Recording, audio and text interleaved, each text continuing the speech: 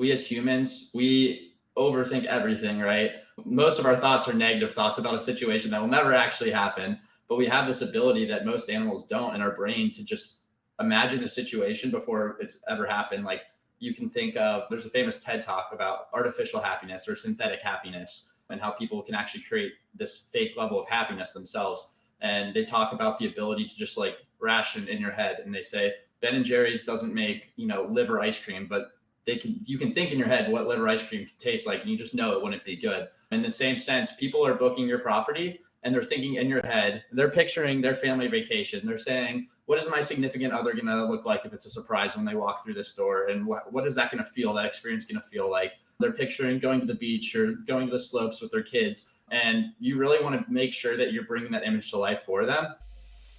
Welcome to Short-Term Rental Solutions, a show for hosts and property managers looking to overcome obstacles, maximize revenue, and optimize their short-term rental business by learning from the innovators who are designing the solutions that are shaping our industry. Hey everybody, welcome back to this week's show of the Short-Term Rental Solutions. We are here today talking about really creating an amazing experience for our guests and even being able to over-deliver, but without getting overwhelmed. And, because we have so many other things that are involved in our operations and that command our time. But we have, the industry is growing, but there's a finite number of travelers out there. And so with more and more short-term rental properties coming online in our markets and the competition that we feel from professional property management companies and hotels and resorts, one of the ways that we can stand out and really distinguish ourselves from that competition is by providing exceptional guest experience. And so we're lucky today because we have Connor Paton here, who is the CEO and one of the co-founders of a company called Noshable. And Connor is all about guest experience. And, their company is really driven by creating an exceptional stay for the guests. And so, Connor, I'm super excited to be picking your brain today and having this conversation. Yeah, thanks for having me on. I'm also super excited. And I know we talked a little bit before, and I think we have a lot of good stuff to hopefully hit on and hopefully provide some value to the listeners on guest experience and amenities and a lot of that kind of stuff. So I'm excited. Yes. Absolutely. So, Connor, there's, I'm sure, tons of people listening to the show today that aren't familiar with you and what you guys are doing with Noshable. Can you just take a little bit to a couple minutes here to introduce yourself and give everybody a little general idea of what brought you into this short-term rental industry? Yeah, I'd love to. So, as you said, I'm the co-founder and CEO of Noshable, and simply put, Noshable is a grocery concierge amenity for short-term rentals and second homes. And really, it's just the goal of allowing guests to focus more on what matters most instead of their first kind of task when they arrive to a location being errands or grocery shopping. And I'd had a background in a prop tech company called Realpha. So I'd been on the property management side of things, and we'd leveraged all these technologies. And when we tried to build a brand that would stand out, and that way we didn't have to lean on Airbnb and OTAs as a crutch. And I learned a lot of that space. And then from a guest and someone who uses Airbnb a lot myself, I still found myself always stuck in the grocery store, somehow footing the bill and not getting quite the amount of money I should be getting back from my friends or family. And I was like, why am I starting my vacation like this? So that's kind of the inspiration behind Noshable and what led me to be building this with a couple other good buddies. And yeah, I'm sure we'll get into it a little bit more, but that's it at a high level. Yeah, that's perfect. Well, and I'm right there with you. I can totally relate. I find myself booking short-term rentals when I'm traveling with family or larger groups, as opposed to just a solo traveler. I may still be inclined, sorry to say it, to just quickly book, the one hotel room that's adjacent to whatever conference or whatever that I'm traveling for. But when I'm traveling with my family and with a group and planning to be there for an extended period of time, that is when I am a short-term rental traveler myself. And so there I am at the grocery store or at Walmart picking up those things that we need in order to, have a great stay. So I personally can appreciate the value that you guys are bringing and the work that you guys are doing with Noshable. So, but let's just talk a little bit about this concept of that guest experience and, over delivering for our guests. Yeah, it's funny. Grocery delivery, that's kind of what you guys are doing. So no pun intended, but over delivering for our guests. Yeah. So there's this concept that I know a lot of people have been talking about. There's a book as well as a TED Talk if you like to skip it. I know you also use Blinkist, which is awesome that you were telling me about the other day, that kind of is like a Cliff Notes type or audiobook version for reading books. But it's called Unreasonable Hospitality by Will Guidara. And in the TED Talk or the book, he talks about basically running a restaurant called 11 Madison Park, which is like a Michelin star restaurant. I believe they had 4 Michelin stars, which is kind of like the crazy golden standard for what a restaurant can be. I figure most of the listeners know that, but just in case. And he realized that they put all this time and money into, wearing suits as the wait staff does, and plating the food in all these crazy presentations and top quality ingredients and expensive chandeliers. And he talks about this one experience that got them voted as New York's best restaurant for the year, and what he really felt like differentiated them and kind of pushed his business into a new trajectory. And it was when this family had came to New York for a couple of days, and they tried all these different culinary excursions, and they ended up at his restaurant. And he overheard them when he was walking by back to the kitchen. One of them had said, "Wow, like we went to these different places. This is awesome. The only thing we didn't try was a New York style hot dog." And in his head, he's like, "Wow, like they're at this crazy nice restaurant and they've done all these things, but they haven't tried a hot dog." So he like took off his, kitchen robe or whatever and ran across the street and purchased a hot dog, brought it back to his kitchen staff, had them cut it into 4 different bites and like played it with ketchup and mustard and, sauerkraut and a couple little things. And he came out to them and it's like, "Hey, I overheard you guys. Here's, a New York style hot dog before you leave." And he'd said that, they've comped people's dinners in the past, given them free bottles of expensive wine and champagne, but he's never got a reaction quite like that before. And it just goes to show like personalizing your experience for your guests and going above and beyond, not just with some like standard blanket cover, but actually finding a way that you can uniquely impress that guest and make their experience better, goes miles and miles beyond. So that was just such a cool story. And I think it's something that the hospitality industry is getting pushed towards. Oh, absolutely. Yeah. And, we have so many little windows of opportunity to find out those things about our guests. We're talking with them through messages and whatnot long before they actually show up on our door. I know that I have a friend of mine who hosts in, I think it's the Smoky Mountains. Yeah. And one of the messages that goes out to her guests says something to the effect of, we love celebrating with our guests. Let us know if there's any special occasions that you'll be celebrating while you're staying with us. And I've been to Disney World and Disneyland a number of times, and frequently when you book a reservation, that's one of the things that either the person on the phone that you're speaking with, or you're filling out the original registration forms, or there's somewhere along that journey someone is going to ask you if you're celebrating anything.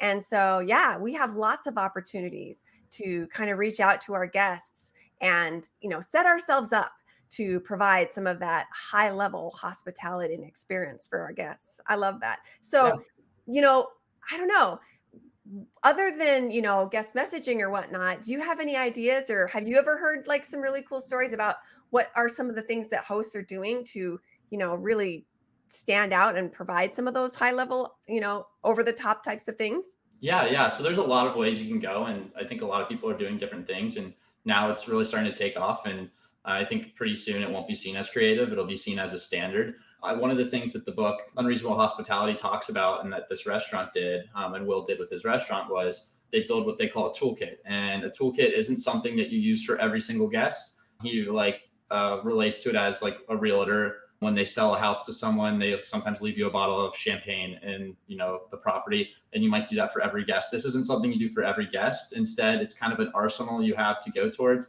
when that situation applies for that specific guest. It's a little bit more personalized. So, if there's a daughter who's having a birthday and they're coming there, maybe like the best place to get a pink birthday cake, whatever it is. Like you could create this like tool chest full of different ways to cater to your guests individually. And instead, you don't just use it every time, use it in the situation where it's most appropriate. And so a lot of people have done a lot of different things. I know one of the things that it's good to consider is just the experience themselves of when they walk in. And I think we're going to talk a little bit about first impressions here soon, but there's things such as aromas and having your own soaps. All that kind of stuff is a great way to build a brand as well. So creating an experience like Disney does is the same thing, right? Going to a place and knowing what you're going to get every time is a great way to do that. So I know people are starting to do things around aromas, building unique amenities that kids care about, like the crazy fun backyards. You got to think about what families really are looking for. And obviously it depends on where you are. Noshable, specifically grocery delivery and amenities, but I know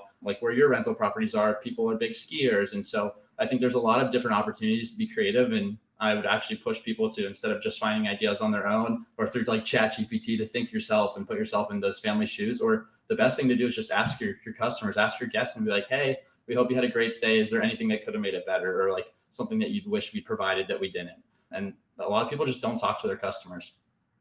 Well, man, I feel like I could go down a whole entire rabbit hole on that. I had a conversation about guest messaging with Tyann from Touch Day, and they did this amazing study recently. Well, it was a 2023 study, and her and I were talking about it recently.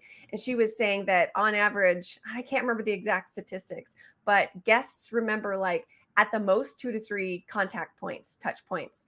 And Mm-hmm. so it was really crazy to think that, we may be doing a lot of other communication with our guests, but a lot of it's just forgettable. Like the guests Yeah. don't even really like it doesn't resonate with them. They don't remember it. It doesn't stick with us or stick with them. So yeah, it's really interesting to think that there's a way, that we could potentially create a longer impression on our guests and really, doing something a little outside of the box makes that contact points stand out and continue to develop that relationship. I love that. You know what? Let's just go there right now. This Yeah. concept of first impressions.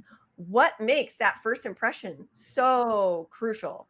Yeah. So the thing about first impressions that a lot of people don't realize is, according to studies, not my own studies, but smart people out there, they say it only takes 50 milliseconds to judge a website and decide if you like form an opinion and whether there's established trust there or not for a company. And then around 7 seconds when you're dealing with a person or a company in person. So that's a very short amount of time that you have to kind of create this lasting impact. And there's this thing called first impression bias in psychology, which basically means that your first impression holds a lot more weight than incoming information later down the road does. And so there's a great way to leverage having those good first impressions and use that bias to your advantage. And there's this thing called the halo effect, which basically says you get this information from someone and it's a minimal piece of information. It's a tiny puzzle of who they are, who a company is. But since it's all you assimilate the other areas of that company or person to be similar. So, for example, if you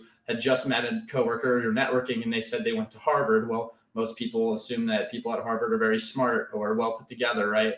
And so they start to paint this picture in their head of what you're going to be like, or other traits that they might assimilate you with that aren't necessarily true.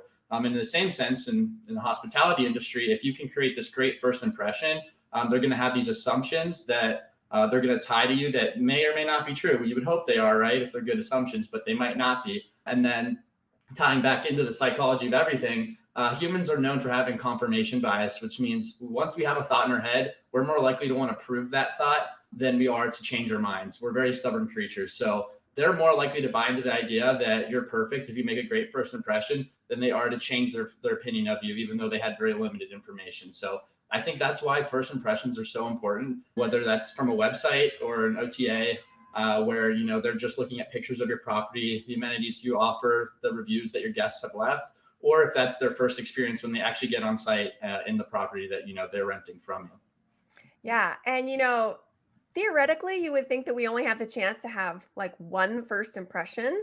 But I'm sitting here listening to you thinking of a couple of the touch points that really kind of are our first impression experiences with our guests, and that may even start, on your direct booking website, like you said, but it may be that they're scrolling through Airbnb or VRBO or, whatever, wherever they're looking for their, next accommodation. Mm-hmm. And that first impression is the photo and the things that they see.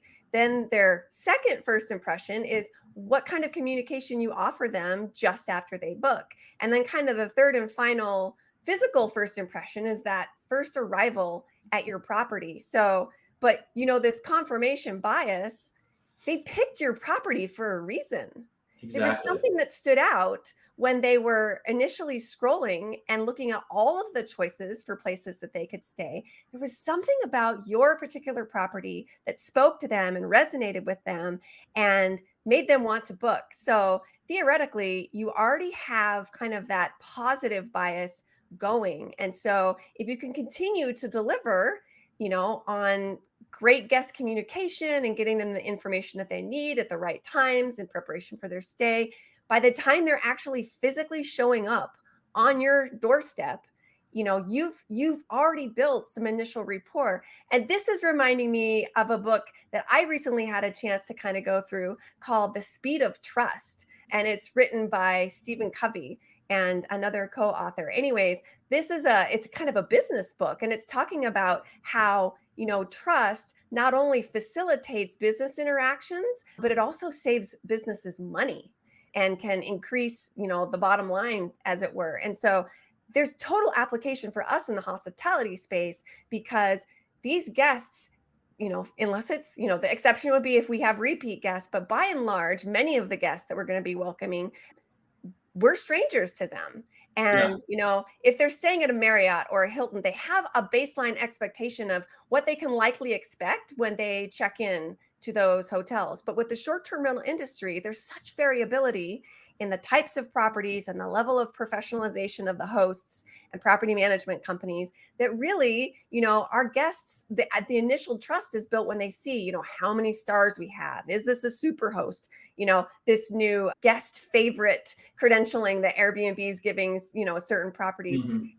These little ways that we're building trust, but by continuing to build on that through over delivering in all this whole journey that the guest has with us, that really is, the increased bottom line. They're maybe more likely to have an upset, take advantage of upsell opportunities that you provide them, or utilize a service like Noshable, because they're already feeling confident and secure, and that trust level has grown over the course of their stay. Yeah, So, exactly. And I also think like the expectation that they're going to set, we as humans, we overthink everything, right? Most of our thoughts are negative thoughts about a situation that will never actually happen. But we have this ability that most animals don't in our brain to just imagine a situation before it's ever happened. Like you can think of, there's a famous TED talk about artificial happiness or synthetic happiness, and how people can actually create this fake level of happiness themselves. And they talk about the ability to just like ration in your head, and they say Ben and Jerry's doesn't make liver ice cream, but you can think in your head what liver ice cream can taste like, and you just know it wouldn't be good. In the same sense, people are booking your property and they're thinking in your head, they're picturing their family vacation. They're saying, what is my significant other going to look like if it's a surprise when they walk through this door? And what is that going to feel, that experience going to feel like? They're picturing going to the beach or going to the slopes with their kids. And you really want to make sure that you're bringing that image to life for them. And so when they have these expectations and you've already had this standard of excellence, that's great. But if excellence is the standard, that toolkit we talked about a little bit earlier that you kind of pick and choose, that's like the add-on, and that's where you really differentiate yourself. So it's great to have like that expectation of excellence, but then you got to take it up one more notch occasionally to provide that unique, unreasonable level of hospitality that we were just hitting on. yeah, well, and it brings back a memory for me just after, well, things were beginning to open up of the pandemic. My husband and I, our 20th anniversary was actually the year of 2020. And so we had planned this amazing like European trip for our 20th anniversary. It totally got, destroyed due to COVID. We went nowhere.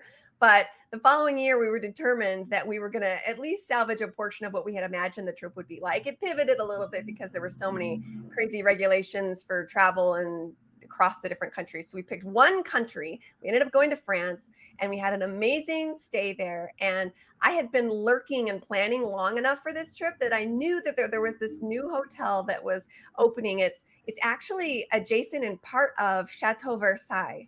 And Okay. so amazing experience. It had just barely opened. I think we stayed that very first summer that that particular hotel was open. And I was already like dreaming and excited about what this stay was going to be like. And it was literally the most expensive hotel room I had ever booked personally in my entire life. But I was so excited. And literally, they over delivered.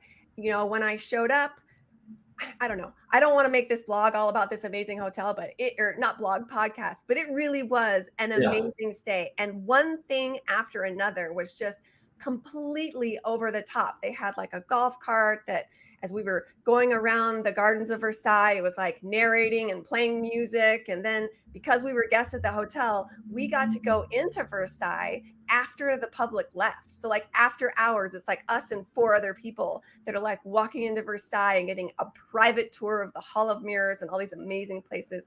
And I just kept feeling like I had to pinch myself over and over because it was Yeah. amazing. And when you have that type of experience, you can't get enough of it. And it becomes this new bar of like, okay, you're searching for that high again. I don't know. Have you ever had an experience like that? Yeah, I've definitely had a couple. I've had one in the hospitality space. So I was at Disney World when I was a kid. And so one of my good mentors and one of our advisors, was pretty influential at Disney himself and pretty much ran Walt Disney World. And one of the things he always likes to say is they create magic moments. And I definitely, like, I don't remember my whole trip from Disney. We were never really a Disney family growing up. My mom's like, this thing's like freaking $6,000. And, back in the day, that was a lot more money in like 2008 or whatever. But I do remember a couple certain moments, and there were those like magic moments. And we'd stayed at the Port Orleans, which is like the New Orleans Mardi Gras themed resort. And when we walked in, they put like beads on us, and they were like playing music. And there had been a balloon twister, and the balloon twister had left. And they're like, "We're so sorry. Like, the balloon twister, like I forget what happened. I was little, again, not part of the magic moment, but they'd left. And believe it or not, this is a random fact I'm admitting on the internet now, but I was a professional balloon twister as a kid, and I worked in the circus, and I trained a lot of people because it's just one of those things I put the 10,000 hours into. And so I was like, oh, can I make a balloon? And I started making it for them. And as guests were coming in, I started making it for them too.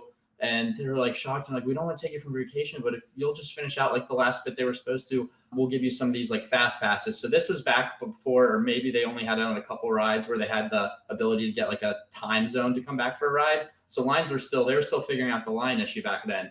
And so they gave my family 8 of like the cut the line fast passes on any ride in any park, just for me kind of hanging out with them for 30 minutes. They were like trying to pay me too. And I was like, you don't have to do that. But yeah, it was just one of those experiences where like they were so welcoming, and I felt like part of the crew almost as a little kid. And it's just a memory that I had. And it was one of those magic moments that I'll never forget. So yeah, I definitely can, relate to what your experience was like as well. Yeah, and I think those things are just they're magical. And as a hospitality operator here in the short-term rental space, I mean, I've had so many conversations, and there's so many people trying to educate people on how to increase your direct bookings and kind of build a brand. I want, when people come stay with me, I want them to be like, "Oh my gosh, that was amazing." And the next time they're thinking of traveling, they're like, "I only want to stay at a property that she's hosting, or that brand is hosting." I think if we're doing it right, over time, obviously this is the long game, but you can really develop that customer loyalty and kind of that micro brand, that boutique brand for your market. I really think that is what we should be striving for. But again, I don't know, this concept of being able to over deliver, but without getting overwhelmed, right? Because Yeah. there's so many things that we can be doing and putting our attention into. So, I mean, I feel like that's kind of one of the underlying values of Noshable, is this ability to allow hosts and property managers to do something that kind of over delivers for their guests, but doesn't put more on their plate. Yeah, I agree. And I think like one of the things that it's great in the industry, seeing all these new amenities pop up and all these ways that guests can just relax and have all these kind of memories or those magic moments, as Disney puts it. But one of the biggest staples is groceries. And that's kind of why we decided to target that, because my family just was never buying a private chef when we'd rent an Airbnb or going on some crazy excursions or renting bikes or that kind of stuff, which some families do, but a majority of families need food and need to grocery shop. And so that's why we wanted to tackle kind of one of the most basic things. And it sounds cheesy, but like the definition of hospitality is providing space, rest, and then food and drink for a guest. And oftentimes in this hospitality industry, all that we're providing as property managers is just space. This is where you'll be with your family. Let me know if you need anything like outside of that. I will give you some recommendations, but we're not giving them a direct line of access to that food and drink, and that's something that we don't want them to have to waste their time doing. And so that was kind of where Noshable comes into play. Yeah, well, absolutely. I mean, yeah, everybody eats, right? It's like I certainly do. If you don't, I probably eat my fair share for you, right? It's absolutely a fundamental basic human need. So, and this concept that, hey, we can satisfy this. And, here I am. I don't know what the exact statistic is, but the gut check is that probably moms are booking, at least 50% of the travel plans for their families. And, Mhm. I do the majority of the cooking for my family. Kudos to the husband. He helps as well. But, I'm the one figuring out 9 times out of 10 what's for dinner tonight. And so it's really helpful for me to think that I can, get some grocery orders in place and just when I show up for vacation, I'm literally on vacation as well. And I'm not still Yep. feeling like I've got a ton of errands to run and things to coordinate in order to make sure that my family gets fed tonight. So, Yep, yep.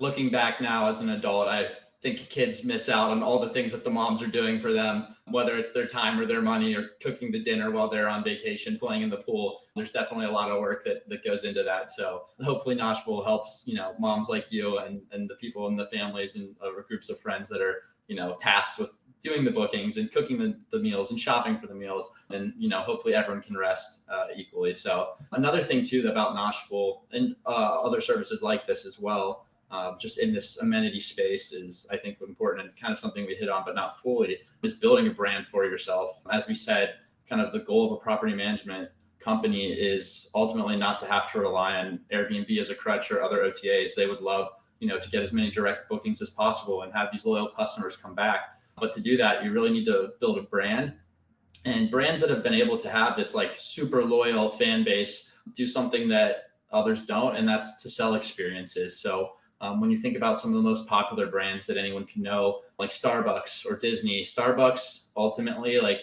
internally, their mission is to be like one of the doors that you go through every day. So you might leave your home to go to the office and you might go to work in the morning or whatever, or maybe Starbucks is, on your way to work, but they want to be one of those doors that you're stepping into and experiencing. And most people who drink coffee can kind of visualize what it feels like to be in a Starbucks, and all the colors and the aroma and the bustling noise and people using their speedy Wi-Fi. Like it's more than just coffee. They're selling the place, they're selling the product, and they're selling the people. They train their baristas really well. They treat them really well. And that's because they're selling a whole experience. The same thing with Disney, as we talked about already, is like those magic moments. At the end of the day, you're not going to remember all of Disney. And it's not just about that Mickey Mouse cookie you're eating, but pieced together, there's these magic little moments where you see Mickey, or you get to your hotel and there's people there greeting you with a balloon twister, supposedly a balloon twister. Maybe it's a 11-year-old blonde haired boy right there, but putting the beads on you, like that's the kind of experience that they ultimately sell. And I think there's a huge chance in the hospitality industry right now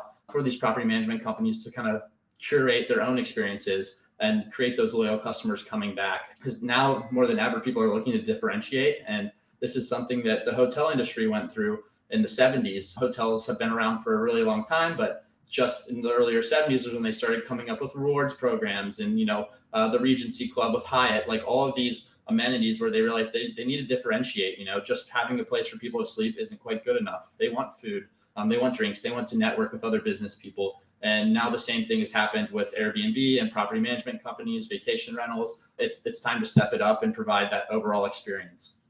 Absolutely. So before we let you go here, just give us an idea, like what does it actually look like for like say I'm okay, great, Connor. I want to implement Noshable for my short-term rental business. What's that going to look like? What do I have to do? And tell me about how that's actually going to work. Yeah, yeah. So you can always book a demo, either reach out to me or you can go to our website, shopnoshable.com. But essentially, what we'll do is we leverage a trusted network. So we kind of have two routes we can go. If you're a property manager and you are either have your own cleaning team, whether in outsourced or they're internal, we can onboard them and we can go through a quick training process with them. And it's a way for them to make some extra cash and kind of create this experience yourself internally. And you can definitely have a little bit more of your finger on the pulse with that. If you want to add, other concierge type services outside of just Noshable, that's a great way to do it. But ultimately, we also realize that some people are understaffed or they don't have cleaners that are willing to do that. So we've been partnering with some of the top cleaning companies all over different states who are willing to, clean your property as well as do the delivery, as well as some grocery concierge companies. And so if you book a demo and we don't currently have someone in your state and you don't have someone that, is your own cleaning company, we're happy to find partners in that area to onboard you, and we'll work through that process together. But the goal is for property managers to not have too much on their plate, like you said, which kind of leads me into our pricing model and how it all works. So what we do is we don't charge property managers anything. It's not another SaaS subscription added to your stack of tech. And every time you get new property, everything goes up in price because you're now paying for just one more. From my side of the property management things, I've experienced that, and it's a pain, and we didn't want to go that route. So instead, since it's free, what we do is we actually mark up the groceries, an aggregate number that kind of varies depending on your location. And then we charge a delivery fee. And that delivery fee goes to compensate either your own cleaners, and you have the ability to set the amenity price yourself. So whatever the delivery fee is, if you pay your cleaners $30 an hour and that's what you want it to be, then you can do that. If you're in a 1%er ski town and people just the going rate is $50 an hour, you set that to whatever you feel is appropriate. And then you actually get a portion of the rev share as well. So Noshable takes their cut of this markup on the groceries, and we actually share it as well with the property manager. And then the same thing would apply if we put you with one of our trusted partners. They'll do the delivery. The guest is paying that delivery fee, and of course for the groceries and that markup. And then you just have the ability to drive some bonus revenue, on any purchase that groceries want, or any purchase of groceries that those guests want. And it's a great way because that way it's actually stocked in the fridge. And we found that a majority of people look to cook. So over 65% of people cook when they're on vacation.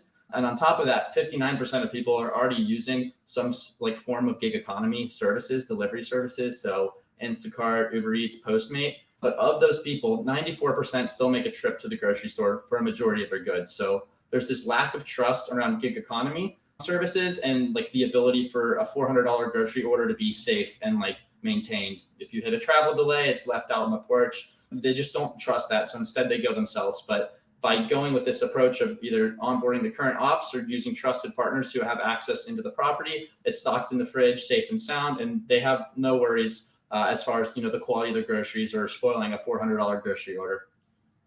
Yeah, that's amazing. Well, and I love that, like you said, you and I had a chance to chat when we first met, and this concept of, one of my properties is in a fairly rural area.